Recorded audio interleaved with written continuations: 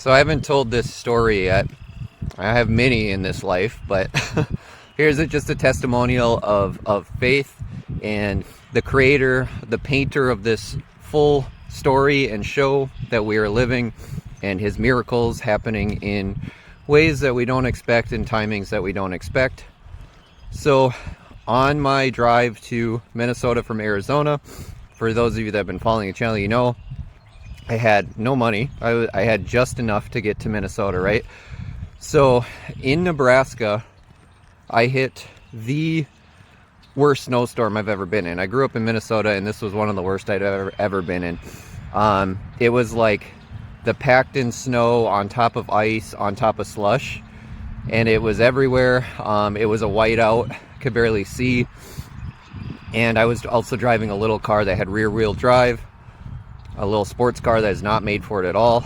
And I was going about 45 or 50, too fast for the weather at the time, but I was being extremely careful and I thought I could do it. But anyway, I spun out. I spun out about 6 times, I don't know, going 50 miles an hour on the highway. And once you spin the first time full 360, you know it's over. So I just threw my hands up and said, wherever we end up, we end up. I hope this is going to be okay. And it wasn't fear. I wasn't scared. I was in such a place of surrender already that just like, it's just another thing on the plate, right? It's all in your hands, Lord. So after spinning about 6 times, going, 360s on the road, we ended up flying into the ditch, and I was stuck good. There was no getting out. Now, the situation I was in was not good. I had my 2 pets in my car. I was almost out of gas. It was about 5 degrees outside, and then if you go out in the windshield, much worse, especially in the blizzard and whiteout conditions. I have no money on me except enough to get home for gas, and that was literally it. Like, that was the bitter end of it. I didn't have a phone. My phone was turned off, so no service, no chance for that. No cars driving by, and not a home in sight. In Nebraska, if any of you are aware of the roads, if you've driven on them, it's like farmland as far as the eye can see. You see for miles and miles and miles, and no one, nothing. No homes, no cars, no nothing. So if this would have been me 10 years ago, 15 years ago, I would have had an utter fit, and I would have cursed God, and I would have been, it would have been ugly, right? Or other people would have had an absolute panic attack. I knew it was a life or death situation. The only thing I could think of was my pets. I'm just like, I got to get my pets to somewhere safe, right? Because we're almost out of gas. It's super cold. There's no way getting out of this storm. I don't have phone to call anybody. There's no home to walk to. My only hope is a miraculous person driving by, which was not happening, right?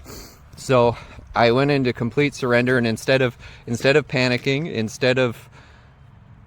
instead of cursing God, instead of cursing the situation and saying it's over or anything like that, I was in such a place of surrender and peace. I just said, Lord, my life is in your hands right now, and I'm learning it always has. So it's not like anything has changed, but the situation looks dire. Like, it doesn't look good at all. But I'm going to trust that the perfect person to help me in this situation is going to come, and it's going to come in your perfect timing. And that's literally what I said out loud. And I let it be. And then there was like the first 2 cars that went by in the first about 15, 20 minutes. And I was out on the street waving them down. They drove right by. Nothing. And I tell about another story from Jesus, if you want to watch that one, that I'm going to release today as well. Which is actually, it's funny because I didn't even think about this while I'm telling this story, but it's like exactly the same. So there's the first 2 people, they looked at me, didn't even wave, they looked at me, I saw their eyes, and then they looked away and kept going. I was like, oh, this is not good. And that was within, the first 15, maybe 20 minutes, and my car is running and almost out of gas as well, with no money, no phone, no nothing. I'm in Nebraska in one of the worst snowstorms ever. I've got my pets. It was not looking good. And then the third person that drove up, he drove past, but then was slowed down and then backed up. I was like, oh yes, and he's in this big red truck. The guy that comes out is literally the man that you would see that's like worked construction or plumbing or whatever his whole life. Like, his truck had everything we needed. He had the straps, he had the chains, he had he just had all the tools that we needed to do a tow, first of all. And then second, he's got these like big calloused hands. He knows exactly what he's doing. He's not even wearing gloves in this horrible snowstorm. He's just putting his hands on the ground. Like, he's just beast moding it, right? I'm like, do you want my gloves? No, man, I got this, you know?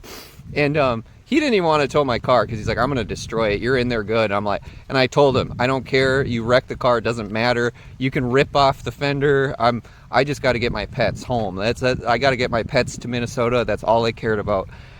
And and I finally convinced him, because he's like, I'm going to destroy your car. There's no way. Finally convinced him. It took a little bit, but we got the car out, right? And then I went on my way. I did end up in the ditch again, but this time I was only going about 20 miles an hour. So I had to kick the ice out and shovel my way out that time. But anyway, just a story of, instead of falling into an instant place of panic and fear and worry and being pissed off, like I said, 10 years ago, I would have been screaming at God. Like, I would have been so utterly pissed, but instead this time it was, okay, Lord, my life is in your hands. My pets are in your hands. May the perfect person show up. And it happened. And it was the way that the story was written for me, to get a deeper understanding. And things like this will pop up in your life. Just pay attention to when situations seem utterly dire. I mean, this was literally life or death. And it didn't even cross my mind. I was just like, it's, you know, my life story is up to you right now. Take it or leave it. Anyway, I hope you enjoyed that. I've got lots more. I've lived a very weird, crazy life, but I love you. I thank you.